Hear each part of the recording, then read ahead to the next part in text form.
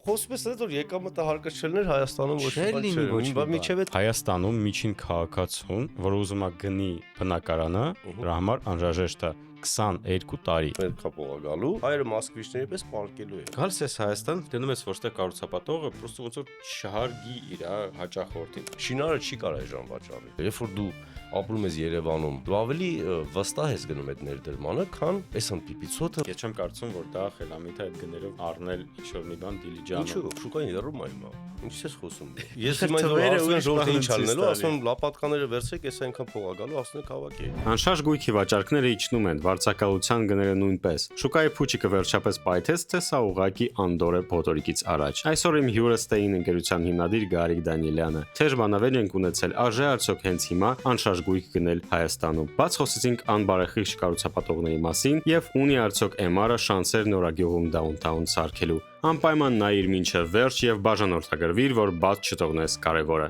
Գնացինք։ Մերսի շատ որ եկել ես Գարիկ ջան։ Մեծ սիրով։ Մոտավորապես 1 տարի առաջ ենք հանդիպել վերջին անգամ ուրիշ ստուդիայում, բայց շատ հետաքրքիր է ինչքանով է փոխվել իրավիճակը։ Նայ, դու անցած տարի ինձ ասացիր հետեւյալը, որ մոտակա 3 տարի գները բնակարանների համար Հայաստանում, Երևանում իջնելու են, ստաբիլիզացվելու են մի քիչ,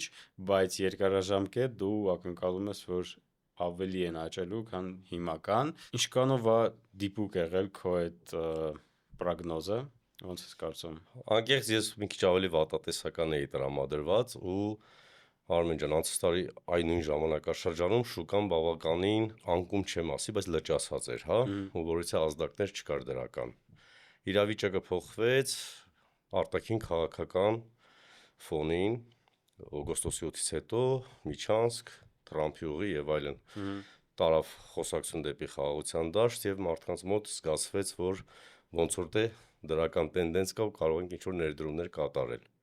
Էականորեն մենք բոլորը զգացինք շուկայում, հիմա նույնպես զգացվում է, ու մեր շուկան շատ զգայուն է արտաքին քաղաքական գործոնին, պայմանավորված տարածաշրջանին, մեր երկրի խնդիրների հետ, հա, արտաքին քաղաքական, հիմա քանի խոսակցությունը գնում է դեպի խաղաղության մասին, սահմանների ապա բլոկավորման եւ այլ, դա այդ ազդակները զգում ենք, որ ներդրումների հոսքեր մարդիկ սկսում են ներդրումներ կատարել։ Սա այստեղ պետք է միանգամից ասեմ, որ դա ոնց որ կարևորը շատ փոքր մարդկանց գնորդների խավի համար, որովհետև այն մարդիկ, ովքեր որ ստեղ ապրում են եւ միջին եւ ավելի ցածր մակարդակի անշարժ գույք են գնում, իրանց համար ավելի կարևոր հանգամանքը դա գումարի եկամտահարկի վերադարձի դադարեցումն էր այդ օրենքի։ Դա դադարեց Երևանում գործել, մի փոքր տարբերակներ մնացել են հիմնականում, դա ազդակ տվեց Երևանին մոտ ծայրամասեր, ասենք, նույն Արինջը, Կոտայքի մարզանկում, հա, Աբովյանը։ Մյուս տարի էլ չի լինելու, բայց 27-ին, օրինակ Դիլիջանը Տավուշի մարզում մինչև 29 թվականը։ Այդտեղ, հա, բայց ոնց որ մարդը, որ ապրում է Երևանում ու իր ապագան ստեղ է տեսնում, չի գնալու Դիլիջանում իրան ու իր ընտանիքի համար բնակարան առնի։ Դանդաղ, բայց կա այդ տենդենսը։ Ու կա այդ տենդենսը։ Ապրելու չեն առնում, ներդրման են առնում, այսինքն մարդը հոգեբանությունը հետևյալն է, որ ունի այդ հնարավորությունը սուբսիդիան պետական, ինչու չօգտվեմ։ Աշխատում է Երևանում, թեկուզ IT-ում կամ բանկում, բժիշկ կա, չկա Երևանում հնարավորություն, ինքը ներդրումը կատարում է հարակից հիմնականում շրջաններում, հա, նույն Աբովյանը, Կոտայքի մարզ, Արարատի մարզ եւ այլ։ Եթե չհասցրեց, այդ վերջի վագոնի հոգեբանությունն է։ Ժամանակ կա, թեկուզ կատարել արդեն Դիլիջանում, Տավուշում, այլ մարզերում։ Դիլիջանում ճիշտ ասած գները հասել են Երևանի գներին ու ես չեմ կարծում, որ դա խելամիտ է այդ գներով առնել ինչ-որ մի բան Դիլիջանում։ Ինչու՞, որովհետև նորմալ գինը չի։ Եթե մենք նայենք հայ միջին քաղաքացու գնահատականությունը, շատ ցածր է։ Կա հաշվարկ հստակ ու ես չեմ դա հորինել։ Հայաստանում միջին քաղաքացուն համար, որ ուզում է գնի բնակարանը, դրա համար անհրաժեշտ է 22 տարի։ Նույն կողքի Վրաստանում 15 ու 8 տարի, որպեսզի կուտակի մարդը։ Վարշավայում 12 ու 8 տարի։ Մեր ինդեքսը շատ ցածր է։ Ու ինչը որ շատ Քիչը բարձրացրել է Հայաստանի պրոգնոզը, ասեմ Ինչ պրոգնոզը։ BB մինուս է սարքե, կայունից սարքելա պոզիտիվ դրական։ Էլի զիջում է Վրաստանին Ադրբեջանը։ Այդ լրիվ ուրիշ բաներ է, իսկ ռեալ այսօր on ground, ինչ ունենք։ Հնան, տարածաշրջանի ամենաբարձր հնան ունենք, մեկ շնչին 8500-ից 9000 Այդ հնան դոլար։ հենց 25 թվականի driver-ը հնայի եղել է շինարարական ոլորտը։ Հիմնականում շինարարությունն է, երկրորդ տեղում պատճառներից IT-ն է։ Գիտեք, քանի ընկերություն կա ՏՏ ոլորտում ՏՏ Հայաստանում։ ոլորտը շատ վատ 1200 մենակ ժամանակներ ընկերություն կա գրանցված։ ՏՏ ոլորտը շատ վատ ժամանակներ է ապրում հիմա ու անցած տարի որոշ օրենքների պատճառով Մցրեցին, շատ ընկերություններ փակվեցին։ Իսկ այդ օրենքը, որը մցրեցին 1%-ի, վերաբերվում է շատ քիչ ընկերություններին իրականում, որոնք կատարում են R&D ու ընկերություններին չի վերաբերվում, այլ վերաբերվում է աշխատողներին, որոնք աշխատում են IT ընկերություններում ու R&D են անում։ Так что ստեղ չկա տենց ճիշտ։ Հիմա մյուսը հակադարձեմ։ Այդ ստատիստիկաները դուք որ վերցնում եք, դա հիմնված է մարդկանց օֆիցիալ գրանցված աշխատավարձների հիման վրա։ IT-ում տենց է։ Բոլոր ընդհանուր։ Դուք որ ասիք Հայաստանում 20 տարի միջին աշխատավարձը շատ տեղեր 150,000 դրամ է գրված, բայց մարդիկ այլ եկամուտներ են ստանում։ Միջինը ընդհանրապես շատ սխալ է նայել, երբ որ մենք խոսում ենք աշխատավարձի մասին, պետք է խոսենք նայենք մեդիանան, որովհետև սա ավելի ճիշտ է ցույց տալիս։ Միջինն էլ, երբ որ մենք նայում ենք, միջինը պետական ոնց որ բաներում ցույց է տալիս, կայքերում ցույց է տալիս միջին աշխատավարձը մինչև հարկերը վճարում է։ Այսինքն 297,000 էր դեկտեմբերին, անցած տարվա, բայց մաքուրը 210,000 է։ Ու մեծ մասը Երևանն է բարձրացնում այդ թիվը։ Так что այնուամենայնիվ մասնավոր սեկտորում ոչ բոլորն են թափանցիկ առայժմ ցավոք սրտի կա այդ թերությունը, պատկերը այդտեղ այնպես չի որ կարա լինի զարգացած երկրների նման, բայց նենց չի իրանք ստանում պլյուս մեծ փող։ լրացնեմ, երբ որ խոսում ենք Հայաստան, ասեմ, իդեպ յուրաքանչյուր 10 գնորդը Հայաստանում դա օտար երկրի քաղաքացի է։ Մինչև է տեղել։ Հիմա էլ։ Okay. Գործարքների 10%-ը օտարումները կատարվում են, դա կադաստրի ստատիստիկան է կարող եք տեսնել, 10%-ը գնորդները հիմնականում դրսի հայերն են։ Շատ քիչ տոկոս կազմում են նաև ազգությամբ կարող են լինել այլազգիներ։ Այսինքն այդ մարդկանց եկամուտները դրսից են։ Բայց այդ ցուցանիշներն են նվազում։ Նաև վաճառում են 10%, ասեմ ձեզ, շատերը հիմա ֆիքսում են 22 թվականի բումին ձեռք բերածը, ֆիքսում են արդեն իրենց եկամուտը, որպես ինվեստորներ ու մտել են շուկան, մոտավոր 10%-ել էլ վաճառում է օտար երկրի քաղաքացի։ Այ հենց այդ էլ ուզում էի հարցնել։ Հիմա քո խորհուրդը այն մարդկանց, ովքեր որ ժամանակին գնել են բնակարան 2020-ին, 18-ին, գնել են բնակարան, արդյոք արժի շարունակել պահել այդ բնակարանը, վարձով տալ, թե ավելի լավ է ֆիքսել եկամուտը եւ շարժվել առաջ։ Եթե կա ավելի խելացի ներդրման տարբերակ, իհարկե կարող են ֆիքսել եւ այդ եկամուտը արդեն ուղղորդել անշարժ գույք կամ ալտերնատիվ այլ ներդրումային զամբյուղներ եթե ունեն, բայց եթե պետք է վաճառեն եւ ալտերնատիվը դնենք բանկում, սպասենք ինչ որ մի բանի, ոչ, անշարժ գույքը ավելի անվտանգ է եւ ավելի խոստումնալից է։ Ստեղ ես քեզ կհակադարձեմ, որովհետեւ հիմա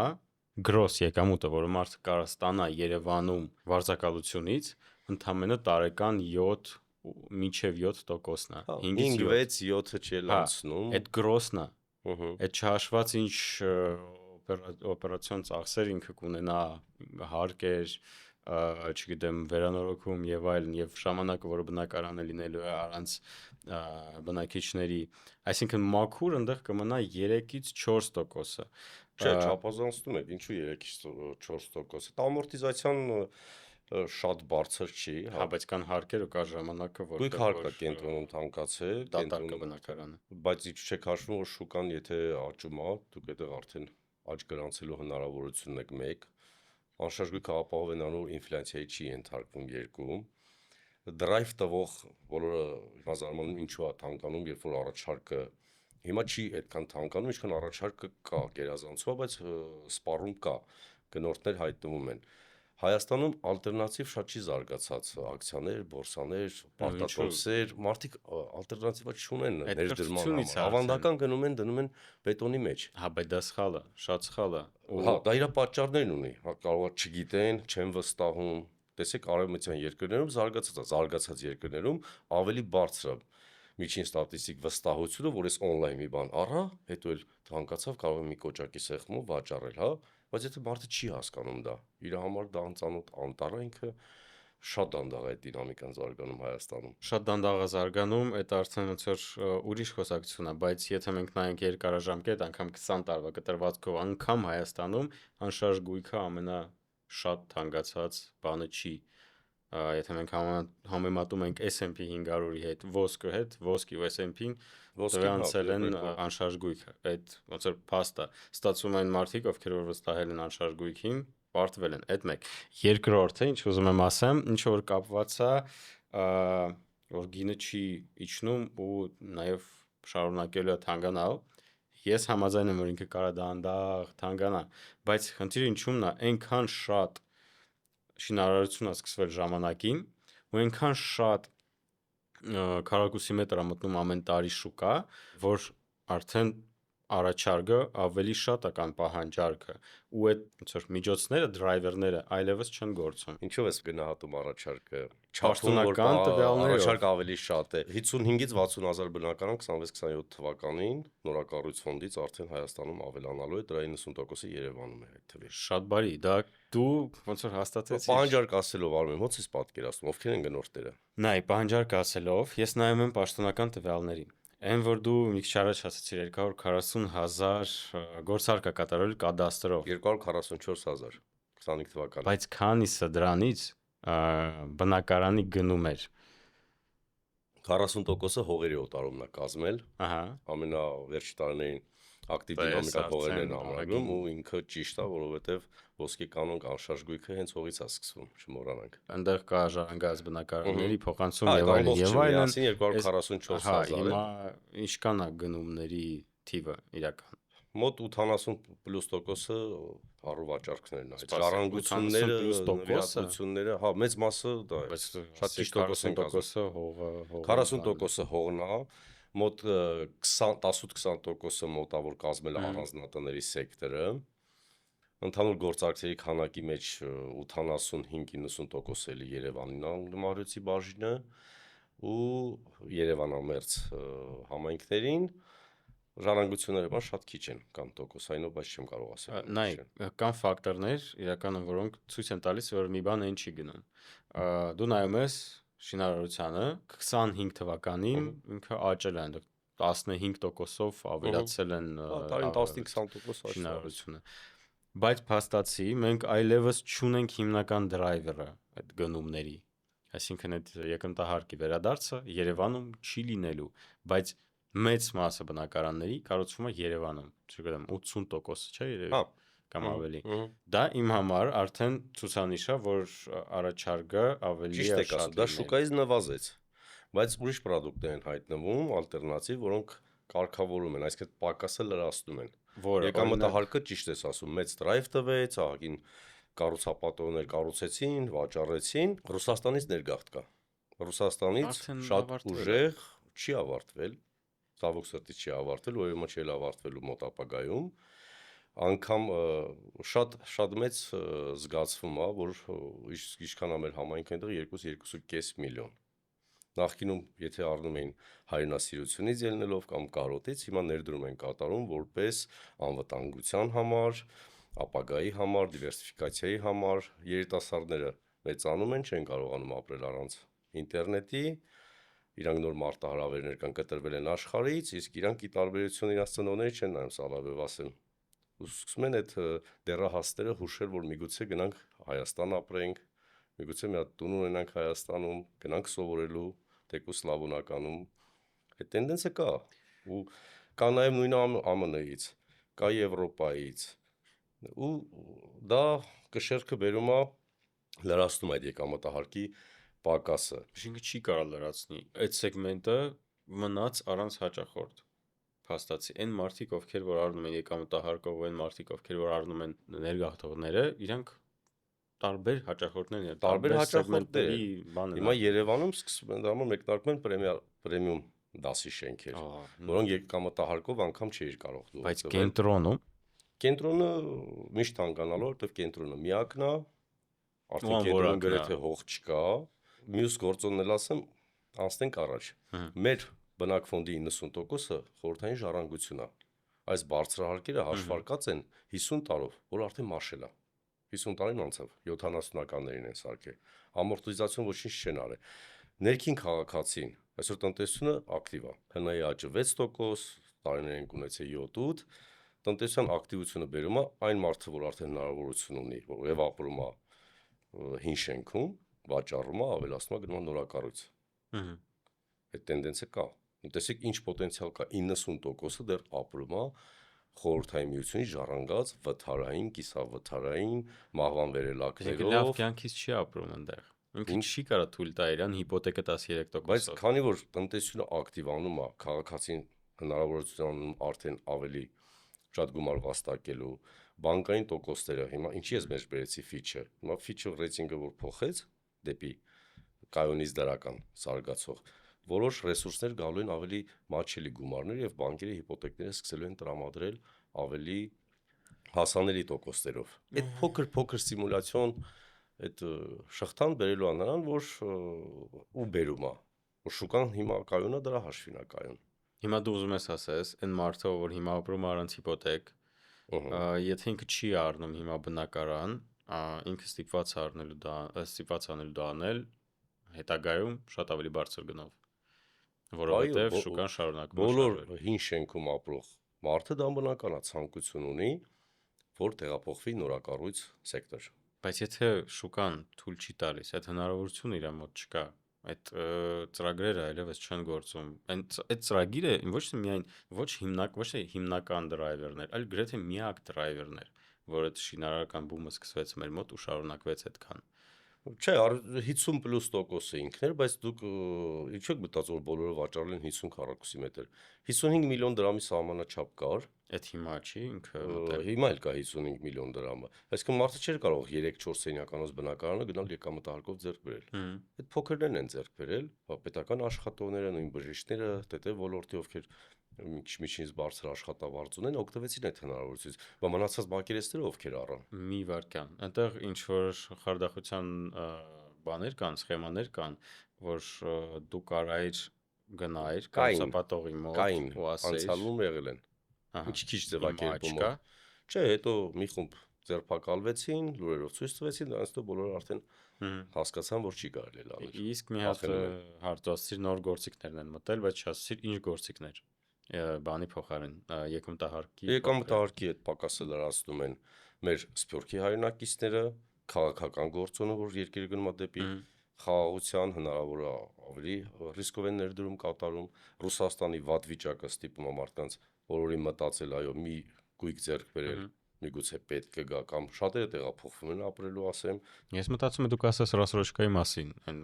մաս որ վճարում են արդեն ուղիղ developer։ Հիմա սկսել են նկատած կլինեք 0% կանխավճար մինչև 50 տարի 50 ամիս մարման ժամկետ։ 50 ամիս։ Դա մոտ 4.5 տարի ալն, հա, 4 տարի, 4։ Բավականին ցանկ պայմաններն են։ Հա, հիմա արդեն մրցակցությունը տանում է դրան, իրանք այդ նաև փոխ լրացնում են նման ճկունությամբ, նախկինում պարտադիր էր 20%-ը, հիմա որոշների մոտ 0%-ա, 20-ը կամ 10%-ա, մինչև շինավարտներ, բայց արդեն կան կառուցապատողներ, որ ասում են մենք ձեզ կհանձնենք շենքը օրինակ 28 թվականին, բայց ձեր վերջի վճարումը դուք կատարեք 29 թվականին։ Այդ շատ լավ բան է, որովհետև հələ որ մի developer-ի մոտ եմ նման առաջարկ նկատել, բայց առաջարկների մասին մի քիչ խոսանք, քանի որ ես պնդում եմ, որ շուկան սառում է, ստագնացիա լինելու, սա իմ պրոգնոզն է, դու ասում ես, որ չէ, ինքը շարունակում է աճել, ես չեմ հավատում։ Ինչու՞։ Ես նայում եմ առաջարկներին ու հասկանում եմ, որ հիմա developer-ները առաջարկում են ինչ-որ զեղչեր, որոնք չեն հայտարարում, բայց երբ որ դու գնում ես իրանց մոտ, քեզ առաջարկում են օրինակ անվճար կայանատեղ։ Դա վառ, դա նորմալ երևույթ է։ Դա նորմալ երևույթ է, երբ որ դու չես կարող վաճառես քնո բնակարանը, դու ստիպված ես ավելացնել ինչ որ բաներ։ Ես չեմ ասում բոլորը տենց վաճառում են ու խնդիր չունեն, այո, ունեն։ Ես ինքը շատ հաճախ տեսնում ես ինչքան եմ գովազդներ անում։ Եթե գովազ շատ եմ անում, կամ մրցակցությունն է բարձրացել, տեսեք, ամեն դեպքում հա այդ խնդիրը կա, պահանջարկը քիչ է ավելանում, առաջարկը ավելի շատ է ավելանում։ Կարա տանի հետագայում մի քիչ որոշակի լճացման ու ասեմ, ապագայում ովքեր են խնդիր ունենալու իմ կանխատեսումով։ Հիմա տեղին անտեղին պրոֆեսիոնալ ոչ պրոֆեսիոնալ ով կարող է սարքում է ապագան նրանցն է ովքեր գրագետ են կառուցելու էկո համակարգով են կառուցելու իդեպ բանկերը նոր ծրագրեր ունեն պրոդուկտ խրախուսում են այդ կանաչ շենքեր հասկացողությունը ավելի էներգախնայող շենքեր կանաչը շատ չգիտեմ այդ երեսպատումները նոր տեխնոլոգիա որպեսի հովը տաքը եւ այլն ու մնալու են պրեմիումը ավելի շահելու այստեղ այն որ սարքում են տենց անհասկանալի իրանք ավելի մեծ խնդիր են ունենալու վաճառելու ժամանակ ու այս քանակը բերելու է Արմեն ջան որակի բոլոր շուկաներում է երբ որ շիկանում է զարգանում է տանում է դրան Իմ սիրտը գիտես ինչ է ցավում։ Ես հասկանում եմ, որ դա բերելու է որակի։ Վաղ թե ուշ, ու արդեն մենք տեսնում ենք այն Downtown Yerevan պրոյեկտը, MR-ն ա մտնում Հայաստան դրա մասին էլ կխոսանք, բայց իմ սիրտը ցավում է, որովհետև փոքր կենտրոնը, որտեղ ես օրինակ ապրում եմ, որը շատ եմ սիրում, ինքը դառել է արդեն շատ վատ կառուցված շենքերի տեղ ու կյանքի համար անհարմար, ասա նորմալ ասա, կյանքի համար անհարմար վայրակ փոքր կենտրոնը։ Ու ոչ միայն արդեն փոքր կենտրոնը։ Թե իր օթով, թե իր աղմուկով, թե իր ու ոնց որ ով էլ գա, պետք է կառուցի արդեն ինչ որ հերավոր տեղերում նոր թաղամասներ պետք է ստեղծվի, լրիվ ուրիշ, ոնց որ downtown-ը նույն այդ MR-ի նորագյուղում, ու ոնց որ այդ վատ դեվելոպերները արդեն եկել են ու տեղը զբաղվածրել են, որտեղ կարեն լինել լավ կներես 90-ականներին դե 90-ականների բանը չի հիմնականում 2000-ականների թեկուս հա ավելի շատ 2000-ականների քան 90-ականների այսինքն առաջի այդ բումը որ սկսվեց 2000-ից 2008 թվական այդ էր տեխնոլոգիան շուկան դեռ զարգացած չէր հիմա անգամ մեր շուկան զարգացած չի համեմատ ահագին կա պրոգրես, բայց դա նորմալ է 2003 թվականին MR-ի նման կառուցապատողը նոր հաստատվում էր իրանց երկրում, չէր կարող գա կամ թեկուզ ամերիկյան, բրիտանական, ֆրանսիական ընկերությունները, այն նոր հիմա քննարկում են համաշխարհային World Trade Center-ներ, Սարյանի փոստատունը, որ ուզում են Ռոսիս ընկերությունը ներդրում կատարել, միլիոն հարգանի 30 քանի արկ պետք է լինի, հա World Trade Center Association իր շենքն է լինելու, մասնաճյուղն է լինելու, որը էլի շատ գեղեցիկ հերթական պրոյեկտ, որը բայց դա լավ արձագանք Հայաստանի համար։ Եթե օտարերկրյա բրենդները ցանկանում են ներդրում կատարել, հավատացնում եմ, ինձանից է քեզանից է լավ վերլուծողներ ունեն իրենք։ Անալիտիկներ ունեն եւ այլն, եթե իրենք գալիս են, դա արդեն լավ արձագանք է։ Բայց նայ, այդ որ ես այդքան հա, այդ խոսակցություններ է ամենը, բայց կարծում եմ կգան, հույս ունեմ։ Այդ որ ես sense վստահ ասում եմ, որ հիմա նվազում է այդ պահանջարկը։ Ես նաև նայում եմ մարդկանց հաշիվները, թե ինչքան գումարը կուտակվել այդ հաշիվներում ու ռեկորդներ են խփում բանկերը, հասկանում ես, դեպոզիտները խփում են ռեկորդներ, 19.5 միլիարդ դոլարի չափով գումար մարդիկ Հայաստանում խնայում են դեպոզիտների վրա։ Չեն խնայում, ստիպում են խնայեն։ Մեկը ես էլ գործարքի վրա գումարը չես տալու։ Բանկը ասում է գումարը չեմ տալու։ Այնքան տոկոս եմ պայելու, ձեռ չտա։ Գնա մի գույքար փոխանցի, որ տոկոս չկորցնես։ Այստեղ չհասկացա կմանրամասնես։ Օտարում եք ձեր գույքը, առաջ գնում եք, ասպեր քեշ։ Ես օրինակ ինձ ծանոթներից մեկ $800,000 Արամի փողոց 4 սենյակը վաճառեց։ Գնացիք բանկ, ասեց եթե դուք գումարը միանգամից ուզեք, ես ձեզ պարզ ասում եմ, չենք տալու։ Առաջ մարդը կարող պայուսակով վերցներ այդ գումարը մի օրում ու դուրս գար բանկից։ Հիմա չես կարող։ Ասում ինչի վրա ես դու ծախսելու։ Ինքն է տարիքով տենց էմոցիոնալ մարդ է, ոնց քո ինչ բանն է, ինչ որ իմ, հա, ծնողից տարիքի է։ Ասում հանգստացի նոր օրենքներն, ապա ես գնացեմ որպես օգնեմ, հա։ Ոնց իմ ողջ չեք տալիս, հա, չեմ տալիս։ Բանկի անունը չտամ, ինչ որ սխալմունք չլինի հակագովազդը, բոլոր բանկերն են։ Ես ինքս օտարեմ, բանկ ասում է, եթե դու գաս ինձ ասես 40 միլիոն դրամ ինձ պետք է, 10 մենք քեզ հարցնում ենք ինչի վրա ես ծախսելու, ինչու։ Կոնկրետ այդ մարդը պարագայում ասում է, ես տանում եմ Ռուսաստան, իր մոտ հակառակն է։ Տանում եմ Ռուսաստան ներդրում, ասում է, բեր ինչի վրա ես ներդրում կատարելու ծրագիրը։ Ու փուլ մաս, այսքան կանխիկացման տոկոս, Ռուսաստանը չի կարող փոխանցել։ Սա ոնց որ դու եւս մի արգումենտ բերեցիր, թե ինչու հիմա ներդնել անշարժ գույքի մեջ վատ միտք է։ Ինչու։ Որովհետև դու հետո դեռ փողը չես կարող վերցնես, նայ, վերցնենք տարբեր ակտիվները, ոսկի, ակցիաներ եւ այլն, S&P 500, կրիպտո վերցնենք, թող այդ կրիպտոն, որը հիմա մեռնում է, վերցնենք իրան էլ հաշվենք։ Եվ բնակարաններ։ Հիմա քանի վայրկյանում ինչ լիկվիդնես ունի ոսկին, փողը, S&P 500-ը եւ Bitcoin-ը եւ կամ ուրիշ կրիպտոն։ Վայրկյանական։ Դու կարաս ստանաս այդ փողը վայրկյանում։ Գնաս ոսկին, դնես լոմբարդ, փողը ստանաս։ Bitcoin-ը մի հպումով վաճառես, փողը ստանաս։ S&P 500-ը վաճառես, փողը ստանաս։ Հիմա եթե դու ունես բնակարան, փաստացի դու ունես ոչ թե ակտիվ, այլ пассив, որի վրա դու ծախսում ես, որի վաճառքի դեպքում Չէ, այդ ոլորտը ըստից լավ չես պատկերացնում։ Եթե լիկվիդն էլ տեղն է բնակարանի 20% հենց զեղչանես, դու 3 օրում կվաճառես։ 2 օրում կվաճառես։ հետո այս ուրեմն գինը շուկայականից, ռեալ գինը բնակարանների շուկայականից 20% ավելի ցածր է։ Եթե տենց է։ Այսինքն այն ոչ բոլորն են ցանկանում մի շաբաթում վաճառեն։ Մարդը օքեյ է, որ 3-4 ամիս տևի process, ինքը մի ոչուց սկսում է ասենց ասած ու հանգիստ իմ ասած հենը որ դու դաժե եթե վաճառեցի։ Դու ուղղակի վաճառեցի չես վստահում արշարժույթին, որպես ինքը ավանդակ, տես համեմատություն անգամ բերեցիր։ Ոսկին, այո, ոսկին տրադիցիոն ներդրման աղբյուր է։ Հազարամյակներով փորձարկված։ Նույնը անշարժույթը։ ես նայում եմ ուրիշ ձև։ Հասկանում ես, դե մի հատ տարբերություն կա։ Բլոկչեյն տեխնոլոգիաները, այդ բորսաները դրանք նորություն են։ Նորություն են ու նաև քիչ տարածում ունեն մեր երկրում։ Չմոռանանք դա։ Շատ կարևոր է։ Տարածում ունեն մեր երկրում։ Դու քո շրջապատում ընկերներիդ մեջ հարցում անցկացրու։ Բոլորը Ունես $100,000, $200,000 ազատ միջոց։ Կվստահես Bitcoin-ին, թե անշարժ գույքին։ Իմ շրջապատում։ Ես օրինակ գնացի շուտով բնակարանը հող են առել, չգիտեմ, առանձնատուն են սարքում, բայց չեն գնում Bitcoin-ի մեջ։ Դասի Ես էլ չեմ, լավ, իմս հասկանալի է, ես միգուցե շուկայի մեջ եմ, ես փոքր բաներով արել եմ, բայց ինքս էլ ունեմ այդ հնարավորությունը կատարելու, ինքս էլ նայում եմ, որ ոսկի առնեի ավելի շահած կլինեի կամ Nvidia-ի ակցիաներ առածնեի, Tesla-ի ակցիա առնեի 10 տարի առաջ, երբ որ բնակարան եմ առել, ավելի պլյուսով կլինեի։ Բայց որտեղ է դրա երաշխիքը։ Ես բնակարանի մեջ ավելի քիչ եկամուտ եմ ակնկալել, բայց քիչ ռիսկով եմ մտել։ Ինչու դա չես շեշտում, որ այնտեղ ռիսկը բարձր է։ Ինչքան բարձր է ակնկալիքը եկամուտի, նույնքան համաչափ տնտեսագիտության օրենքն է դա։ Ինչքան քիչ է ռիսկը, այդքան քիչ է եկամտաբերությունը, ու անշարժ գույքը փաստացի ուղակի գնում է ինֆլյացիայի հետևից։ Եվ վերջ ինչու է գնում, ինքը հենց պաշտպանում է ինֆլյացիայից։ Հենց այդ եմ ասում, որ ինքը ավել բան չի տալիս քեզ։ Ոնց չի տալիս։ Նույն 18 թվականին ինքը դեր ասում, որ մարդը գույք առե, սա 3 անգամ թանկ է այդ գույքը։ Լինի հող, լինի ավտոտնակ։ Նայ, քանի որ ինֆլյացիան ոնց է աշխատում, եթե թանկացավ մի բանը, թանկանալու է ամեն ինչը։ Եթե թանկացավ գույքը, ամեն ինչ թանկանալու է, որովհետև բոլորը Այդ մուլտիպլիկացիոն էֆեկտը կան, ասենք։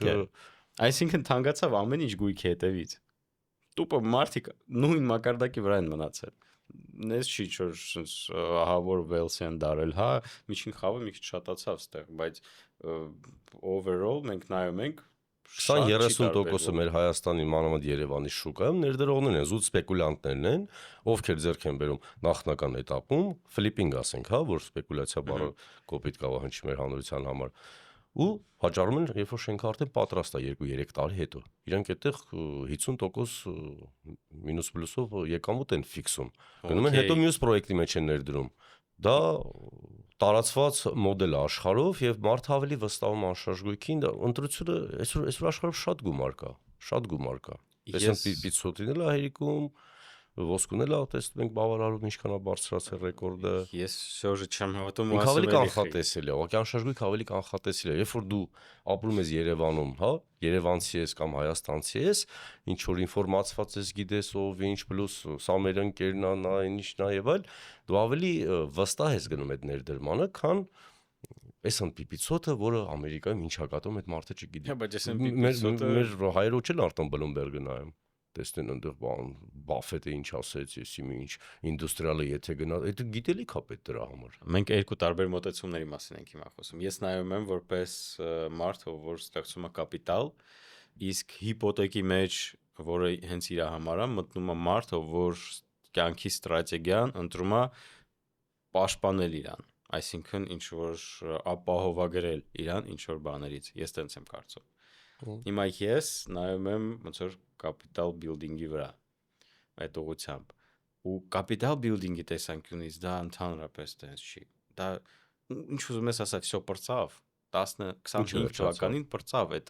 ժամանակաշրջանը, երբ որ դու խոսում ես այդ որ եկամտը հարկաշելներ Հայաստանում ոչ Չէր լինի ոչ մի բան։ միջև էլ 2000 հականների սկզբին էլ բում եղել, երբ որ Հյուսիսայինը կառուցվեց եւ այլ ասած նորակառույցները շատ հաջող վաճառվեց։ բաններ, սեգմենտը Դա ուրիշ է։ drive էր, որը այո, տվեց առաջնային շուկային կառուցապատման, սեկտորին ահագին խրախուսեց, ինքը իր հետևից քաշեց այդ շինարարության բանը։ Ես կարծում եմ, եթե դու ուզում ես հասկանալ ինչքանով առողջ հիմա իրավիճակը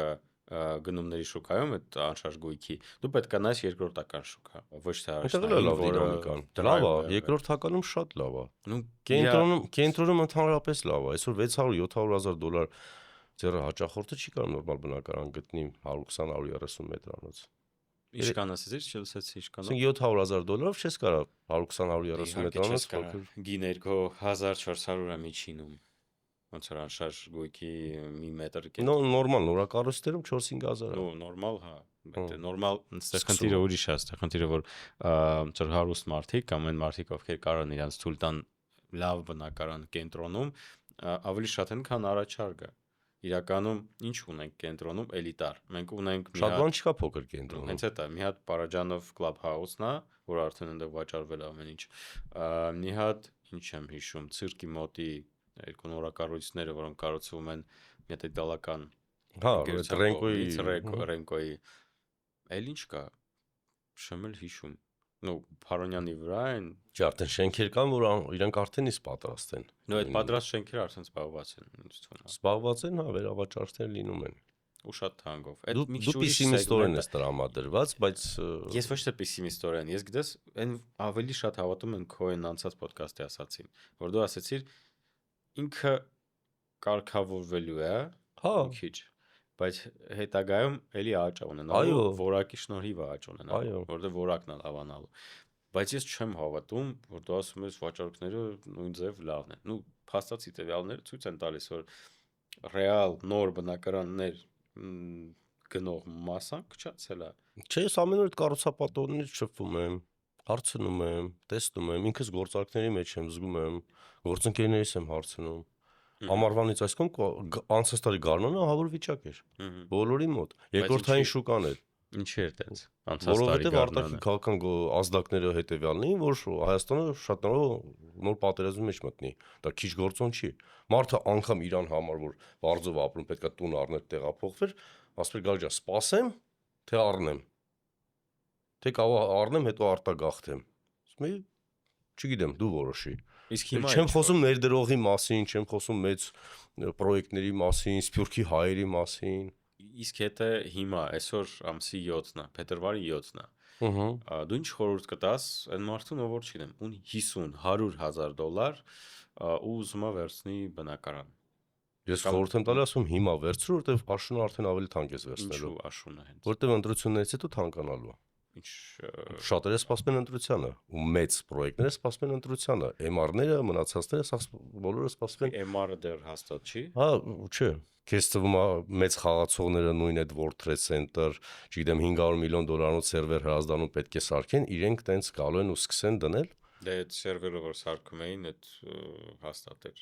Մեծ խոշոր խաղացողները դա նորմալ է, երբ որ նայում են քաղաքական ընտրություններին Հայաստանի քաղաքացին, որ վեկտորն է ընտրելու դեպի Ռուսաստան, թե դեպի Արևմուտք։ Որից հետո ինքը կորոշի արդեն այդ 500 միլիոն, 100 միլիոն, 200 միլիոնը դնի։ Հա 200,000 դոլարով, 200,000 դոլարով ներդրողը այդքան չի մանրակրկիտ խորանում։ Մի հատ գնանք դեպի Downtown Երևան։ Գնացինք։ Սարքած չի, բայց գնացինք։ Դու ընդհանրապես հավատում ես, որ պրոյեկտը կիրականանա ու ավարտի կհասցվի։ Թե շատ երկար է լինելու։ Հավատում եմ, բայց շատ ջանջալ, շատ բարդ, շատ դժվար process է լինելու։ Բայց ինչի, դրա համար որ պրոստը մասշտաբային է, թե դրա համար որ MR-ը գալու է այստեղ ու բախվի են հայկական իրականության հետ։ Ինքը չի գա միջև երաշխիքներ չունենա։ Հիմա այնտեղ նույն դրա փոքր տարբերակով մենք ունենք խնդիրը Ֆիրդուսում, Так, Կոնդում, մասնավորապես Ֆիրդուսում ես ոնց հասկացա դու այն կղզակների խնդիրն նկատում ես։ Այո, Մարդիկ չեն վաճառում։ հիմա Նորագյուղում էլ մեծ համայնք է, շատ մարդ կասի ես չեմ վաճառում, պետականը գերակաշահ է, իրանք կստիպեն, որ դու պետք է վաճառես, ու ինքը կմտնի դատարան, դատարանները գերծանրաբեռնված են, 3 ինստանցիա կգնա մենակ Հայաստանի դատարանով, հետո կդիմեն եվրոպական դատարան, դա մի 20 տարի կգնա։ Իսկ չես կարծում, որ եթե կղզյակներ են մնալու, չգիտեմ ոնց են անելու, հաստատ կղզյակների տարբերակով, եթե այսօր Ֆիրդուսում տեղական ներդրողները կառուցում են, MR-ները չեն գա, անկողակի կասեն չեն գալիս։ Ոնց են այդ հարցը լուծել Հյուսիսային փողոցում։ Ոնց են լուծել Հյուսիսային փողոցում, չեն կարողանում մի հատ Ֆիրդուսում։ Հյուսիսային փողոցում ձեռքներից բռնել են, վայրենավարի դուրս են շպրտել, լուծել են հարցը, բայց իմ ճիշտ է, մոլացա ժամանակները։ Հա, հետաքրքիր է, բայց իմ մտահոգություններից մեկը նաև այն է, որ քանի որ հիմա էլ արդեն գները բավականին բարձր է ու այտենց շատ հեռու չեն Դուբայի գներից։ Ես վախում եմ այդ MR-ը, որ Դուբայից գա downtown-ը սարքի, downtown-ը կարա տա անցնի այդ մեր Դուբայի գներին կամ հավասարվի։ Չէ, իրականում մենք չափազանցնում ենք, մենք Դուբայից մատչելի ենք։ Իսկ մի քիչ կպատմես вообще այդ պրոյեկտի մասին, ինչ դու գիտես, որովհետև հիմա Չէ, ես շատ բան չգիտեմ, ես ինքս ասած Google-ից, բան այդ research-ներից գիտեմ, որ MR-ը բանակցել է կառավարության, իրանց 3 անգամ շեյխ անունը չեմ հիշում, այցելել է Հայաստան, բանակցել է կառավարության հետ, ասել է, որ ունենք նպատակ, բայց մեզ պետք է SSS կրիտերիաները, հա, իրանց չափանիշներով են եկել։ Իրանք այսինքն այդ մոնիտորինգը անում են։ Հիմա այդ երկխոսությունը գնում է։ Ես ենթադրում եմ, որ downtown Երևան ասածը հենց ոնց կենտրոնից ոչ հեռու, լոկացիան լավը լինի, գտնեմ որ միգուցե նորագյուղն է։ Հիմա պետքա կարծում իրավաբանները գնան մարդկանց հետ արդեն հիմա ստարտը տվել են արդեն նորություններով, հա, արդեն նորագյուղցիները հիմա պետքա ստարտը տան հասկանան նորագյուղցիների բանը։ Իրանք իրար մեջ պետք է եփեն, ես ծախում եմ, ես չեմ ծախում, ես թանկ եմ ծախում, ես penthouse չտան չեմ փոխի տունս, գնաց ես։ Բայց որ պրոֆեսիոնալ երկար համբերատար աշխատեն, ամեն ինչ կլինի, ամեն ինչը գումարով կարելի է առնել։ Իսկ Ֆիրդուսը միջև հիմա դեռ գնում է, չեն գնել բոլոր այդ կղզյակները։ Դե կղզյակները տենց դատարանների վեճեր կան, բայց դե ուշ թե շուտ կլուծվի էլի։ Նույնը կա այդ հատվածում պատմամշակութային Արամ Բյուզանդի դեպի հրապարակ։ Մաշտոցու պուրակից որ գնում է։ Տեսեք ծերից քիչ-քիչ գալիս է հիմա այդ դրագանը բան որ կան այս պատմամշակութային։ Հիմա այնտեղ էլի տենց քիչ-քիչ տուն գնում են էլի։ Այդ Old Yerevan-ն է, պրոյեկտը զարմանալի է, մի հատ կողքը նենց շենքերն են ու դրազրուխան գնում է, ասես երկար գծով։ Իրա մասին մի 10 տարի, 15 տարի խոսում են, հա։ Հիմա 1/3-ն է իրականացվել։ Բայց իրականացվում է, թե պրոստի չոր։ Հա, հիմա այս Աբովյան փողոցի եզրից որ գալիս ենք, Բյուզանդի կողմից Ռամադա հոթելի դիմաց տեսնում եք, սիրուն կա, հետո էլի գնում է այդ քարուքանդ վիճակները։ Այնտեղ գինես քանի որ դանդաղ է գնում, դու արդեն չես էլ նկատում։ Ոքի դանդաղ է փոցը Հայաստանում առաջ գնում։ В общем, դու ինձ համոզեցիր մեկը։ Ասում տուն Արմեն, տուն։ Տունը։ Ես կառնեմ, բայց տուն լինի առնելու։ Հասկանում ես, այդտեղ մի հատ նայում ես, ես մի ուրիշ ստանդարտներով եմ նայում, քանի որ շատ եմ ճամփորդում ու տեսնում եմ ուրիշ երկրներում ինչ են սարքում։ Գալիս ես Հայաստան, նայում ես, որ այդտեղ դնում ես, որ այդտեղ կառուցապատողը պրոստը ոնց որ չհարգի իր հաճախորդին։ Նույն որն է, Վերին Անտարայինը, էլիտար շենքեր։ Էլիտար շենքում մայթը այսքանը։ Այսքան Դա սահմանը շատ մի համեմատ է, հիմա հեծանվային ուղի էլ չունենք։ Դերավիչ հետ քայլելու երկու ոտով կենթանի մարդ երկու ոտով չքայլի, մի հատ դուրս չգա իր շենքից, միանգամից ոտը դնի ոչ թե մեքենայի կրիշին, այլ գետինը։ Տեղ չկա։ Էլ չեմ ասում այնտեղ ինչ։ Այն նոր ինֆրաստրուկտուրաներ որ սարքեն, հիմա շուկայի զարգացումը դրանն է դար։ Մարդիկ արդեն հասկացել են, որ պետք չի գնել միայն կենտրոնում, գնում են արդեն միջավայր են առնում։ Դա լույսեր թաղամասնակողքը, նոյում կան թաղամասներ ստացված, նույն բյուրեղը նախորդ անգամ եմ ասել։ Նոյը մալացիաս է, Լենինգրադյանից մի քիչ ներս, հա, Երևան պարկի մոտ։ Արդեն նոր նաև քաղաքապետարանի շինարարական ստանդարտներն են փոխվել, նախկինի պես չի։ Տալիս են հստակ, ինչքան պետք է լինի խաղարապարակ, պետք է լինի այդ մայթեզը, իհարկե, չես կարող կառուցապատել ինչքան ուզում ես։ Նախկինում կարող մարդը վերստեր հողամասի 80-90%-ը կառուցապատում աներ։ Այդ երբ վանից է մտել ուժի մեջ։ Վերջի տարիներին երևի 1-2 տարվա ստանդարտներ։ Այդ բան դեռ որ չեմ նկատում։ Հարկատեսակ են ավելացրել, որը պետքա ծախսվի արդեն համայնքի վրա։ Նախկինում պարկինգի օրինակ ստանդարտ չկար, հիմա եթե դու կառուցում ես շենք, որ ունենալու է պայմանական 100 բնակարան, դու պարտավոր ես ապահովես 70 ավտոկայանատեղի ստորգետնյա։ Չէ, չենք տալիս։ Բայց նախկինում չի եղել։ Շենք կա, որ 24 արգանի է, տակը 30 հատ պարկինգ է։ Ես չեմ հավատում, որ կլինի փլուզում փուչիկի եսիմինչի, իհարկե, բայց ես всё же հավատում եմ, որ ստե կենտրոնական բանկը եւ մեր բանկերը այդ իրավիճակից դուրս կգան մի ձև, իսկ հիմա երբ որ շատ սկսի սառել, եթե սկսի սառել, այդ շուկան, չգիտեմ։ Այսօր շուկան երրում է հիմա։ Ինչ ես խոսում դու։ Ես հիմա ասում եմ ժողովրդին ինչ անելու, ասում եմ լապատկաները վերցրեք, ես այնքան փող ա գալու, ասնեք հավաքեք։ Դու չես գալի ստուդիա։ Դու Չես գալի հայրս են գործում, հնդիկներն են անում։ Տանեմ շինարարություն տեսնես, հայ չկա աշխատող։ Հնդիկ, ուզբեկ։ Հայ որովհետեւ մել չինացիներն են գալիս, հայերը այս 5 տարում էր կապող ա գալու, հայերը մոսկվիչների պես պարկելու են, արդեն պարկելու են, տեսնում ես։ Ոչ հայ առաքիչ կա, հեսա տաքսին էլ հայերը դուս կա։ Հասկանում ես կոմենտներում ինչ են գրել։ Լավ իմ տնտեսությունը ակտիվ ասում, գումարներ ա գալիս։ Մարդիկ հիմա ես որ ասում եմ, որ միջին աշխատավարձը մաքուր 210,000 է, մարդիկ ինձ կլնգում են, ասում են 17-ով են մանգալի, դու ասում ես 210,000 է։ Դու սա ես կա Rolls-Royce ու Bentley, չգիտեմ, զարգացած երկրներ ես եմ գնում։ Չկա։ Թվում է փոքր տեղ է, թվում է երևում է շատ է նկատվում այդ Rolls-Royce-ները։ Շատ մեծ գումար է գեներացվում Հայաստանում։ Ահա որ մեծ։ Ինչի շնորհիվ։ Ինչ գումար է գեներացվում։ Սփյուռքի չի։ Այսինքն Ռուսաստանի տրանզիտի հիմնական մեծ գումարները տնտեսության փաստացի Երևանի կենտրոնում այսօր սրճարանում էլի բոլորը խոսում են բնակարաններից։ Ուտում ես հաց Փարիզի գնով, Հռոմի գնով, զարգացած Ամերիկայի գնով, Դուբայի գնով, մոտիկ էլ չի այդ այստեղի ռեստորանները Հռոմի, Փարիզի գներին։ Դա հարցի մյուս կողմն է, խի մեր խորովածը համով։ Կամ քուրշաներ էլ կա, ռեժան էլ համով։ Բայց մարզերով շատ մաչելի է։ Հաշվենք, որ ինչքանա դոլարը արժե զրկվե։ Դա էլ է նպաստ է գների թանկացմանը։ Աշխատուժը հիմա շինարը չի կարա այժմ վաճառի։ Մաչելի չի կարա։ Ես հաղորդում կտամ ինքնարժեքը ինձ էլ է հետաքրքիր։ Հիմնականում մարդիկ պատկերացնում են հետևյալ կերպ 200,000 իրանց վրա նստում են, իրանք 400-600 մեր վրա ծախ։ Չէ։ Ոչ։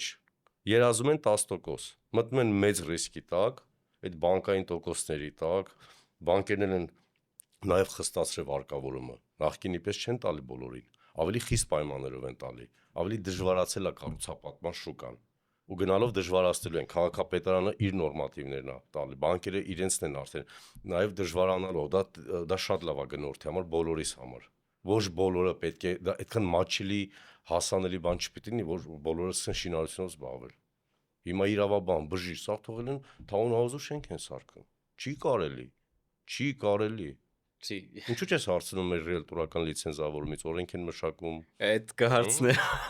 Հարցնում եմ քեզ։ Լավ թեմաներ կա։ Ես բայց ասեմ քեզ քո պեսիմիզմը հանեմ։ Չեմ հավատում, որ կաշխատի։ Այ մի տարի հետո էլի կհանդիպենք 5 տարի հետո 100% ոչինչ չկա, բայց իմ զգայարանները ասեմ գործի մեջ, այսինքն այդ vibe-ը մենք զգում ենք այդ drive-ները, մեծ հոսքով գումար է գալու։ Հայր ջան, փող աշխատեք, սարքեք, որակով սարքեք, թանկել վաճառեք։ Իմ ասածս է։ Ովքեր գումար ունեն մտածում են մտնեն շուկա, թե չէ, խորհուրդ եմ տալի, ճիշտ ժամանակն է։ Ճիշտ ժամանակ կարող է ոգևորվեն, կառուցապատեն, գա մի բան լճացում, դա նորմալ է։ Լճացումը առողջ արար է շուկայի համար։ Լճանում է, մի հատ մարսում է, կարա այնքան կամ կարեքսիա տա 15%, հա, բիրժայի պես։ Առողջ պատրաստում է մյուս վերելքին։ Շատ վատ է, երբ որ ինքը ստոպ չի ունենում, գիտես չէ, բիրժայում է, շիկանում է։ Այդ ամենավտանգավորն է։ Հիմա մենք գնացինք 23-ից հետո մի քիչ դոփեց, իջավ։ Հիմա նոր ռալի է սկսելու։ Քանի որ դու ասեցիր այդ օրենքի մասին արի էլ քննարկենք, նայ։ Ստեղ կան մտավախություններ, որ չի աշխատի։ Նկատակը մի կողմ, ոնց կարող օրենքը չաշխատի, թե իմպերատիվ ձևում։ Հայաստանում ոնց կարող օրենքը չաշխատի։ Այսինքն փորձեն ալտերնատիվ։ Չէ, նեգատիվն եմ ոչ թե ալտերնատիվ, այլ ով է ստուգելու։ Ճիշտ դու լիստերում գցել ես ինչ որ հայտարարություն։ Դա ստուգելը շատ հեշտ է։ Հա, մեխանիզմը ինչքանով իրանք խիստ կիրագործեն այդ ստուգումը, ես էլ դու էլ չգիտենք, բայց օրենքը օրինակ ես ողջունում եմ։ Բայց փաստացի պատմի ոնց է աշխատում։ Օրենքը, այսինքն, այսօր մարդը որ ցանկանում անշրջույք գնել, չկա լիցենզավորում, ցանկացած մեկը կարա հայտնվի մի գրասենյակում, կան իրան հրճակի անհատ ռիելտոր, լիստայում հայտարարություն տեղադրի, անտեղյակ եւ այլ, ոչ օրենքը պարտադրելու է անցնեն դասընթացներ, կուրսեր, Так. քննություն հանձնեն, ստանան լիցենզիա։ Լիցենզիայի համար չգիտեմ ինչքան, բայց ինչ որ գումար կլինի, վճարես եւ դու ունես լիցենզավորված ռիելտոր, որը ունենալու է ապահովագրություն պարտադիր։ Չի մտել ուժի մեջ դա։ Ամերիկյան համակարգը, չէ, օրենքի քննարկումն է գնում, օրենքն է մշակում, որը կանցնի ու խոստանում են, որ միգուցե ամռանը երևի տարվա մեջ կանեն, հա, իսկ որից հետո կիրառումը մյուս տարի, հաջորդ տարի կմտնի։ Ինչա ինքը տալու առավելություն եւ մեզ, հա, եւ գնորդին։ Սո լիստայումը բացում ես տարբեր աղբյուրներում, մենակ լիստայումը չի։ Նույն բնակարանը տարբեր գնով խառը խշտիկ դրել են, արդեն վաճառված է մնացել է, հատուկ են դնում էժանգին, որ զանգ ստանան եւ այլ եւ այլ։ Օրենք ասում է հետեւյալը. դու վաճառում ես տանում ես դեպի էքսկլյուզիվության։ Գտի շուկայում, Գարիկն է, Պետրոսն է, Պողոսն է, ընկերությունը անհատ է լիցենզավորված։ Տուր իրան եւ ինքը մի հայտարարությունը, մի լոտը, մի մարդ պետք է զբաղվի։ Եվ այն մարդուն մենք կվերահսկենք։ Նաև վերահսկողությունը ինչին է բերելու, որ գործարքը եղավ, անգամ ռիելտորները իրաց միջնորդավճարները չեն կարող թաքցնել։ Ամեն ինչ լինելու է թափանցիկ եւ այդ ստվերային գումարը գալու է բյուջե։ Օրենքի մեջ լավն է, մի խոսքով ինքը պաշտպանելու է եւ գնորդին եւ բխում է ռիելտորի շահերից այն մարդու, ով իրեն համարում է ռիելտոր եւ ուզում է հիմնական զբաղվածությունը լինի դրա մեջ ինքը ներդրում կատարի գիտելիք փորձ եւ պետությանը տալու վերահսկողություն եւ երաշխիքներ գնորդների համար ու մուտքեր բյուջե։ Okay, բան չասեցի, որովհետեւ ես ինքս ճիշտ ասած զզված եմ այդ բանի, այդ process-ից, որ դու մի հատ լիստում գտնում ես հայտարարություն, գրում ես, ինքը քեզ ասում է համար տուր WhatsApp-ի, ես վաղ կստուգեմ անպայման, ասում ես, չէ, ստեղ գրի, չեն կապնում կամ զանգում ես, ասում են, օй, էս մեկը հանձնել ենք, եկեք մենք ձեզ միլիոն անորակ բան ուղարկենք։ Այմա որ հանձնեց, այդ հանձնած բնակարանը հիմա անվճար է տեղադրում կամ 600 դրամով, եթե սահմանված եղավ 5000 դրամ, 10000 դրամ ու որոշակի թղթաբանություն անհրաժեշտ եղավ on-line լրացնելու, իրանք արդեն դա չեն անելու։ Գումար խնայելու համար, ժամանակ խնայելու համար չեն անելու։ Հիմա բոլորը անում են ամեն ինչ։ Իրոք բարձի թողի է վիճակը, շատ լավ կլինի կանոնավորեն։ Ես ինքս ռիելտոր ասում եմ, մենք մեր ստվերն է վերցրեք, հսկեք, մենք վճարենք, բայց իմանանք մեզ չեն կարող շրջանցել նաև։ Մենք ինչ ենք շահելու։ Գնորդները շրջանցում են ռիելտորներին, այստեղ պաշտպանվում են։ Ռիելտորը նաև արդեն օգտելու է պետական համակարգին, նաև իրականացնելու այդ վերահսկողությունը, չշրջանցվելու։ Այսինքն գույքով պետք է զբաղվի նույն ամերիկյան մոդելն է, ով դիմել է, այլ վճարում է։ Դու դիմեցիր, ինձ տալիս ես։ Հիմա մենք օրենքը չկա, բայց մենք օրինակ աշխատում ենք էքսկլյուզիվով։ Մի հատ էլ կասես, ով դիմել է, ինքն էլ վճարում է, այդ ոնց աշխատում։ Ամենամեծը, եթե դու վաճառում ես տունդ, դիմել ես ինձ, դու ես իմ պատվիրատուն, դու ես տանձնում, որ ինձ տոկոս պետք է վճարես։ Այսինքն գնորդը չի վճարում։ Նայած իրավիճակ։ Հայաստանում հիմնականում վճարում են կես-կես երկու կողմը։ Հիմա մենք էլ օրինակ ունենք փաստացի, այդ պրակտիկան կիրառում ենք էքսկլյուզիվի։ Հայտարարում ենք ուշադրին ես ռոլիկներում 0% միջնորդավճար, կարող ես հումորով ասեմ անվճար ենք աշխատում այս անգամ։ Մենք պայմանավորվում ենք, որ մի կողմից ենք վերցնելու։ Հա, բայց օրինակ վարձի դեպքում մարդիկ ատում են այդ փաստը, որ իրենք պետք է ռիելտորին 50%-ը տան ու չեն հասկանում ինչի համար, եթե ես չեմ դիմել ռիելտորին, ես պրոստը վերցրել եմ հայտարարություն, զանգել եմ։ Դել ոնց են դիմում։ Դե մարդը չի զանգում, որ քեզ 50% տա։ Դրա դիմաց, օքեյ, ինչ է ստանում։ Դրա դիմաց պետքա ստանա այդ որոնումը, այ վարձակալությունն եմ կարդացել, ոնց են պատկերացնում փոփոխությունը, դες վարձեց, հետո դեպոզիտ տվես, չէ՞, դեպոզիտը ոնց են ապացուցում, նա գալիս ասում պատը սխազել ես եւ այլ։ Երաշխիքներ են լինելու, ապահովագրություն է լինելու, այդ վեճից ազատվելու են։ Հիմա տանդերը վերցնում է դեպոզիտ, հետո գալի ասում, գիտես, մի քիչ էս պատը մուք է, շատ հաճախ ալն ասում մուքա ինձ, չգիտեմ, 40000 դրամ պահի, ասում չես դրա համար իմ ներկը որոշել եմ իտալական առնեմ, քեզանից 400000 եմ պահում։ Չես ուզում, չեմ տա, այն էլ չեմ տա եւ այլ եւ այլ։ Դա օրենքով պետքա կարգավորվի, մա չեն կարող այդ պայմանագրով գնաց դատարան, առ ոչինչ է, բայց թող ոչինչ լինի, դա նորմալ է։ Գալի ասում պլիտաս խազել է, չգիտեմ ինչ, թող գնան պետությունը արբիտրաժային դատարանով այդ հարցը լուծի։ Ռիելտորն է դատավոր չի կանչում, ասում են բանա, դառնում է փողոցային ռազմորկ է, ճիշտ ու սխալի։ Համաձայն եմ։ Արի մի հատ, քանի որ դու ինձ ասում ես, որ ես տուն առնեմ, դե ասա, որտեղ առնեմ։ Դե նայած ինչ բյուջե, ինչ նպատակ։ Նայ, այստեղ դաժե բյուջեի հարցը չի։ Այստեղ ավելի շատ հարցը, որ օրինակ ես երեխա եմ ունենալու շուտով ու ես ակնկալում եմ հարմարություն, չգիտեմ, կինս Թաղամաս որտեղ ենթակառուցվածք ունենա։ Ենթակառուցվածք Կալյասկայով բոլորը ուրիշ ձև են հասկանում ստեղ։ Հիմա կգնաս մի ռիելտորի մոտ, ինքը ասի կա ենթակառուցվածք ու ցույց կտա այսքան նեղ մայթը։ Ասի էս է ենթակառուցվածքը, բայց ինձ պետք է ռեալ, նորմալ թաղամաս, որտեղ, չգիտեմ, լույսերի նման որ դու ասեցիր, որտեղ ամեն ինչ մտածված է մարդու համար, ոչ թե պրոստը մարդուն կլպելու համար։ Հա, խորհուրդ կտամ, նոր նորքի զանգվածում կան նոր թաղամասեր, Ավանում, Արաբկիր արդեն գերհագեցած է, կան ինչ-որ նախագծեր, բայց արդեն շուկան էլ պահանջարկը ստիպում է եւ մի քիչ էլ օրենսդրական փոփոխություններ այդ քաղաքապետարան կարգավորումներ, որ պարտադիր են արդեն ավելի կանաչ գոտիները շատ լինեն, խաղարապարակները, միգուցե այդ մայթերը, քայլը, զբոսահողիներ, քայլուղիներ, հեծանվորդների համար կարող է ձեռք բերել նման վայրում։ Կենտրոնում պետք էլ չի, կենտրոնը ավելի նոր թանկ է, կենտրոնը գրավիչ է արդեն ներդրում կատարել Airbnb-ով արձով հանձնելու համար կարճաժամկի այդ բան։ Ну, գիտես, կենտրոնը խի, որովհետև երբ որ էլի դու գալիս ես ուրիշ երկրից, որտեղ ամեն ինչ sense լավ էր, որ դու ապրում ես, ամեն ինչ կար, արագ եւ այլն, հարմար, դու գնում ես ստեղ ապրում ես պայմանական Էրեբունի։ Ну, տարբերությունը շատ կտրուկ է։ Կենտրոնի հետ տարբերությունը sense ավելի փափուկ է։ Ու ես չեմ կարա հիմա կենտրոնից գնամ շատ հեռու։ Կարաս, ուղղակի Երևանի պետք չէր գնալ։ Ես հիմա ինքս 95 թվականից 13 տարեկանից ապրել եմ կենտրոն Սայաթնովի եւ Արամ փողոցներում, հետո նոյեմբերի 1-ից տեղափոխվել եմ Ավան, Աճարյան, Գազպրոմ, Արմենիա դպրոցի մոտ։ Հիացած եմ այդ բակով։ Հիացած եմ։ Հիմնականում այդ վարդագույն շենքերն են, որը դեռ Սերժ Սարգսյանի ժամանակ այթիշնիկների համար ծրագիրեր կառուցեցին։ Ունեմ 2 երեխա, մեծս դե ուսանող է, 11 եւ 7 տարի։ Ֆուտբոլի դաշտը կա։ Խնամված, այ ռուսները շատ են, ռուսները սիրում են, տուրնիկ են ձգվում։ Տուրնիկները կա, 2-3 հատ ֆուտբոլի դաշտ կա։ 5 տարեկանի խաղարապարակը առանձին է, 7-8-ը առանձին է, սուպերմարկետները կան։ Մարդիկ լավը, օդը մաքուր, քունս կարգավորվել է։ 6 կիլոմետր է կենտրոնից հեռու։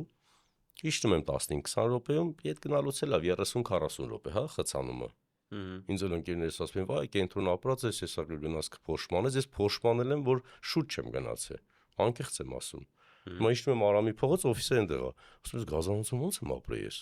Պի ֆանտան երկ, հեսա միտինգներն է կսկսենք ավելանան։ Հասկանում ես։ Լսի, կենտրոնում տեղեր կան, որ նորմալ է, ասես խախանդա։ Նա բանի, այն Glendale Hills-ի նման թաղամասներում դա մի քիչ։ Դե Glendale Hills-ը Երևանի մյասը բան չես հասկանում, այնտեղ մի քիչ վայրի վիճակ է։ Դե հա։ Կենտրոն։ Օդը։ Ես քեզ էլ Արմեն խորհուրդ կտամ, կարող Ավան չլինի մյուս ուղղությունը, հյուսիսը ավելի զարգացավ, մի քիչ հովին, այդ ծխից դուրս գալու, Էրեբունին բան դրա համար մի քիչ հետ են մնացել։ Դե հյուսիսը որ ասում ես, այնտեղ շինարարությունը այնքան շատ է եղել, որ արդեն չգիտես երբ է վերջանալու ընդհանրապես։ Չի վերջանում, Երևանը մեծանալու է։ Կպելու է Եղվարդին եւ այլն, ես այդ հատվածների նկատի ունեմ։ Այնտեղ պրոստը գների մասին խոսում ենք ովքեր են գնորդներ, մենք ներքի միգրացիա էլ ունենք։ Մարզերից բոլորը գալիս են Երևան։ Ծախում են տուն գալիս տեղ են առնում, չէ, գալիս են, չգիտեմ, աշխատանքի ավելի լավ կյանքի ուսման եւ այլ, դա վատ տենդենս է, բայց հիմա պետական քաղաքականությունը դառնում փորձում են նոր սուբսիդիաներ, ծրագրեր կա, որ սահմանամերձ գոտի, եթե տուն սարքեք եւ այլ եւ այլ։ Ու նոր պրոդուկտներ կան, հիմա էլի հետ վերադառնանք նույն թեմային, ասես եկամտահարկը դուրս է եկել, բայց տեղը նոր երիտասարդ զույգերի համար ծրագիր դուրս եկել, 2-ից 6% հիպոթեկներ կարող են վերցնել։ Սպասի, երիտասարդ զույգերը, որ մինչեւ ամուսնական, հա, ոնց որ գումարում ես 60 տարի պետքա չգերազանցեն, թե ինչ նորմալ է, այսինքն 25-30 տարեկանում ամուսնացածները բայց sense տուն որտեղ ես գտնելու։ Բայց 2-ից 6%-ը բարձր տոկոս չի։ Ոնց որ դա ինչնա շատ առաջարկը տուն չի։ 60-70 հազարանոց տների։ Հա, այնտեղ չգիտեմ, սահմանը 20 չէ, չեմ կարծում 7 միլիոն, էն էլ կարող է չհաստատ 27 միլիոն է իր շեմը 27 կարծեմ 25-27 տենց էր։ Դա ստուդիո բան պետք է լինի։ Դե բայց էլի ծայրամասերում կգտնվի։ Ստուդիա երիտասարդ ընտանիքի Չէ, գոնե 50 մետր պետք է լինի մինус մարկերեսով։ Հնացած ծրագիր է, որ վաղուց ոնց որ update։ Դա Արցախից տեղահանվածները ունեն առանձին ծրագիր, կվոտաներ կա, Պաշտպանության նախարարության ծրագիր կա, հատուկ էլի ցածր տոկոսներով։ Արցախցիները վերցնում են հիմնականում երկրորդական շուկայից, որովհետև իրենց պատրաստի տուն է պետք։ Հա, որ վարձ չտան, սպասեն երկար։ Հենց այդքան էլ չի աշխատում, բայց մի քիչ գովազդի էլի մի քանի բան է պետք։ Ինչը Մի քանի գովազդ է։ թաղամաս է պետք, որ լավն են իրոք, որ Դες ստացված նախագծերից ասեմ, բյուրեղն է ես միշտ սիրում եմ ասում եմ, լույսերն են շատ չեմ եղել, բայց գովում են, լույսերի կողքը լավ ստացված թաղամաս կա, Նոյում էլի, Նոյ Invest Group, Նոյ Invest Group-ն է, չփոթեն են վատի հետ, կողքը Տիգրամեցն է, Չարաբաստիկ, որ մարդիկ միտինգ էին անում, ինչ որ խնդիրներ ուներ, այդ որն է։ էլի այդ Նոյ թաղամասում է Լենինգրադյանի հատվածում, Մոնտենկոնյանի բանը չի, թաղամասը չի։ Кстати, это շատ ակտիվ հիմա բաներ են սարքում, դալմայից ահագին գնալու է, գնալու այնտեղ նախագծեր։ Հա, գնում է, բայց նայում ես ոնց որ տրասի կողքը ու կոմունիկացիա բանը չկա, այնտեղ պրոստը շենքեր են տնկում։ Մտածում ես, որ դե շենքը լավն է։ Այգի ելնելու ամերիկյան դեսպանատունը ուզում է մեծ ինչ որ գազանանոց թե բուսաբանական ֆորմատի մեծ այգի։ Այդտեղ դալմայի կողքը։ Այդ Արադ պարկի հետևը խոսակցություն կա, կարծում եմ կանեն, որ անեն շատ լավ կլինի, թե էսթետիկայի համար եւ էկոլոգիայի։ Բուսաբանական այգին են ավանում մեծացնում, վերանորոգում են։ Հարակից շենքերը կօգտվեն, էլի այդ շրջանում է ես որ ապրում եմ, կգնամ հեծանիվ կքշեմ այնտեղ շուտով։ Բանը բյուրեղը որ ասեցիր, ինքը ոնց որ արդեն երկրորդական շուկա է, չէ՞ համարվում։ Հա, Բացի այն մի շենքից, որը հենց ճանապարհի մոտ է, այնտեղ ամենաբարձրը։ ոնց որ մի քանի բան մնացել է։ Հա, 2800 բայց այնտեղ 2000 ինչքան։ 800։ Նորմալ է կենտրոնի համար։ Պրոստը Մի տարի առաջ չէին ասում նորմալ, հիմա մարդը սիրուն բան սարքեց, ասում են, հա, ոստի նորմալ է, 3000-ն է, 3000-ը լավ գին է։ Հիմա նայում են, ասում են, դե համեմատած այն բանի հետ, որը $850, $1000 ասում են, ապե արշակունյացի համար էդի ինչ պետք է անեն, բայց դες արեց։ է, էլի, տենց գիտես այդ Համարը չէ, կենտրոնն էլ է մի քիչ մեծանում քաղաքի հետ, հա, արդեն նայում ես, արդեն ինքը ուղիղ գծով որ քայլես, այնտեղ 20-15 րոպեում հրապարակ ես։ Ուղղակի թևը քաղաքի զարգացած չէր։ լիստով որ նայում ես, տենց կենտրոն ես նշում, արդեն ուլնեցի, բաման ցույց է տալիս, որ դի կենտրոն է, չգիտեմ, միշտ է տենց մենակ հիմա, բայց հա, լայնացել է։ Աշխարհագրությունը փոխվում է արդեն, էլի։ Պրոստը այդ բյուրեղի լոկացիան շատ լավն է այն առումով, որ ոչ բյուրեղի մասին չէ, էլի մենակ խոսք, այդ տարածքի, որովհետև այնտեղ կա 3 այգի։ Միանգամից խաղարապարակներ, նորմալ ամեն ինչ ապրելու համար կա, դպրոց չկա երևի մենակ լավ, կամ ես մի բան չգիտեմ, բայց ամեն դեպքում շատ լավ տեղ է, ես մենակ դրա համար չեմ տեղափոխվում դեռ այդտեղից։ Մեկ էլ մի թաղամաս չէ, շենք բյուրեղի կողքն են սարքել, շատ հաճախ այդ գովազդը տեսնում եմ, որ փոքրիկ շենք է, այդ բյուրեղի կողքը։ Ունենք 12 արգանիա, փոքր մակերեսները արդեն վաճառվել է, մեր առաջարկների մեջ կա։ Շատ լավ նախագծեր են 75-85 քառակուսի մեջ երկու ննջարան։ Ինչքանի հատ է մնացել այնտեղ։ Շատ 7-8 հատ։ 7-8 հատ տարբերակ։ Սպասի 7-8 հատ, 75 մետր մաքսիմում, 75, 85 եւ 110 քառակուսի։ Այսինքն 3 սենյականոց եւ 4 ու պարկինգներ կան։ Ուճուրները չմնացին։ 53-ները վերջինը մենք մեր թեթև գալուց առաջ էր։ Ու դեռ ամռանն հանձնվելու շենքը։ Դες 45 բնակարանից այնտեղ մնացել է գրեթե մի 5-6, մաքսիմում 7 բնակարան։ Ինչ կասես վերին անտարային հատվածի մասին։ Այդտեղ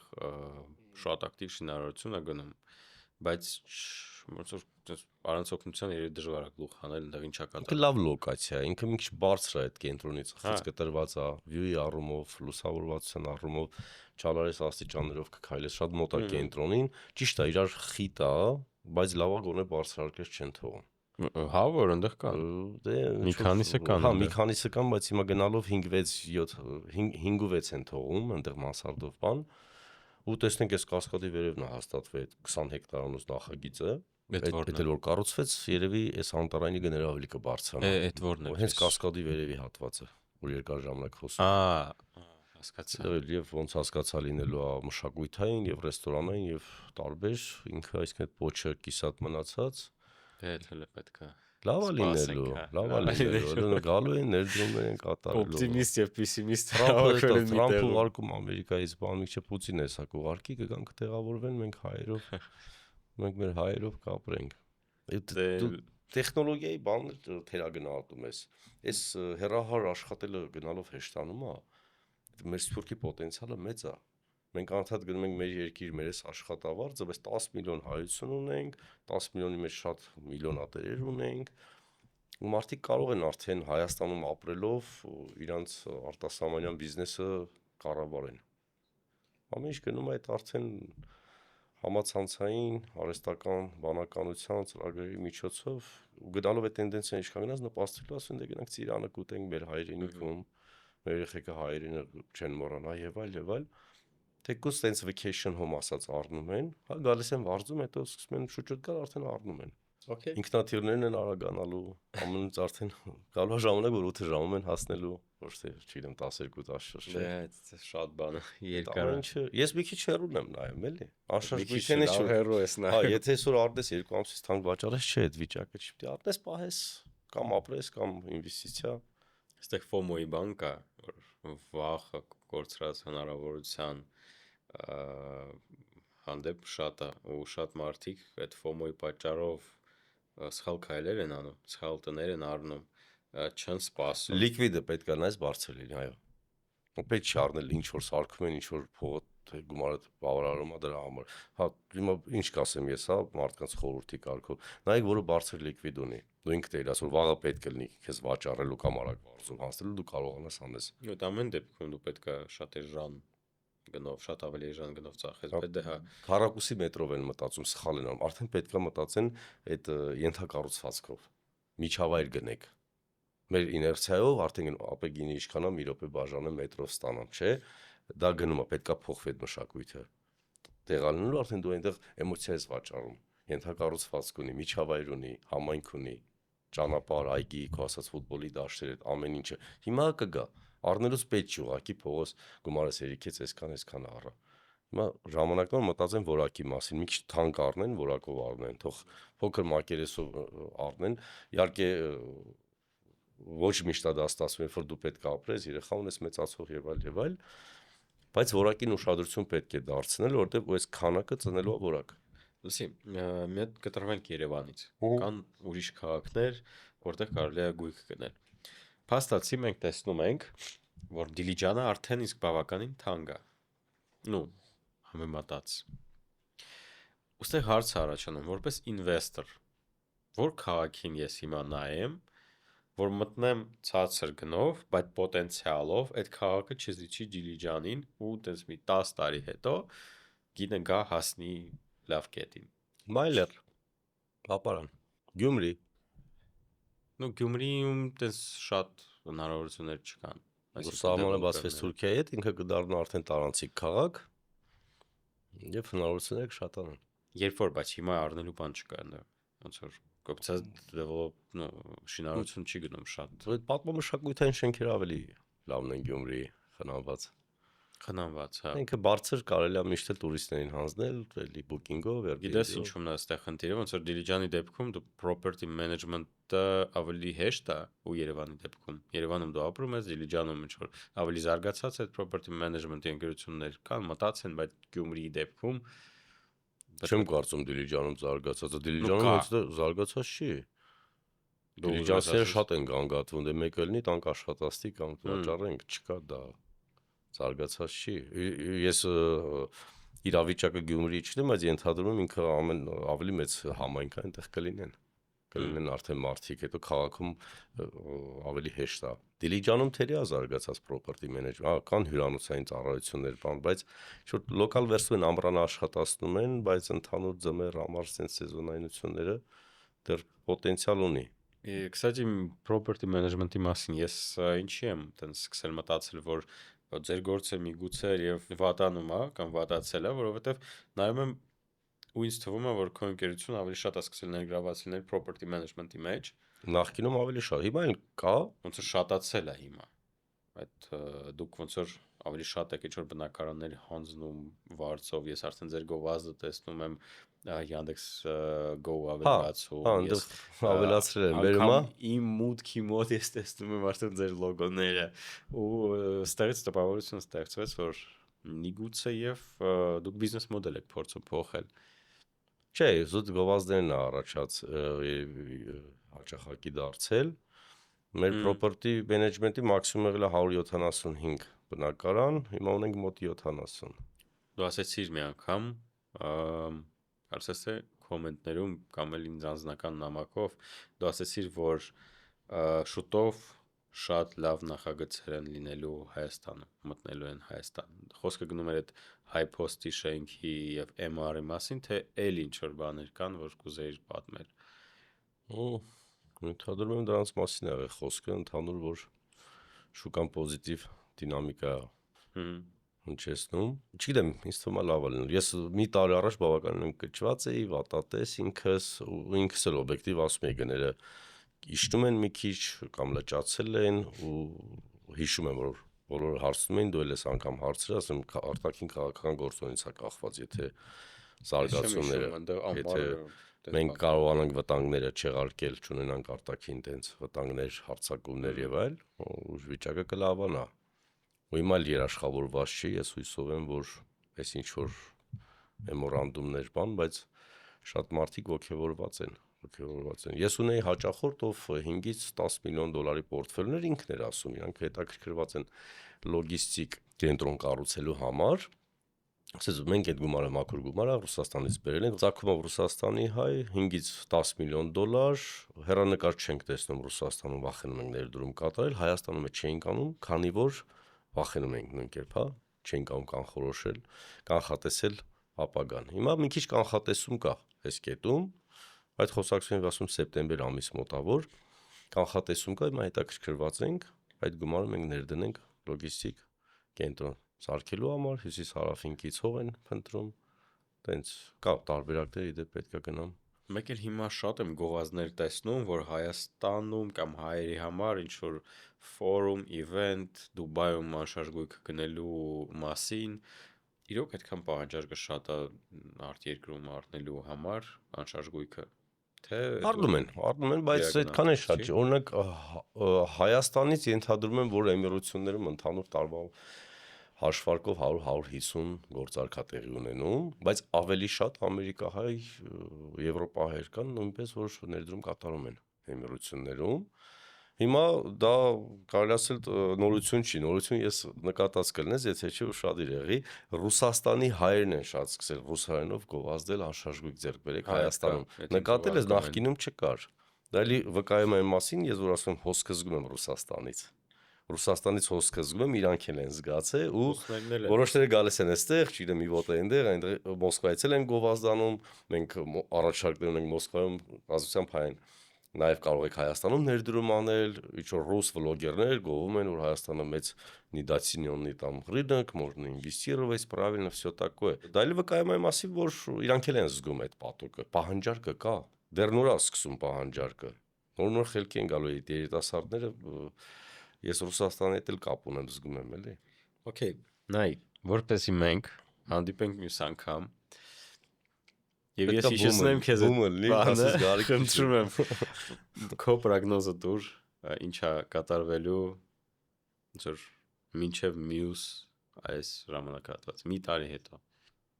Լավ, իսկ Աշտանը մենք ավելի ակտիվ ենք տեսնում հիմա շուկան ակտիվ է ես ակնկալում եմ որ ամեն դեպքում մենք ունենք երիտասարդ նոր սկսնակ ռիելտորներ աշխատուժ մենեջերներ միշտ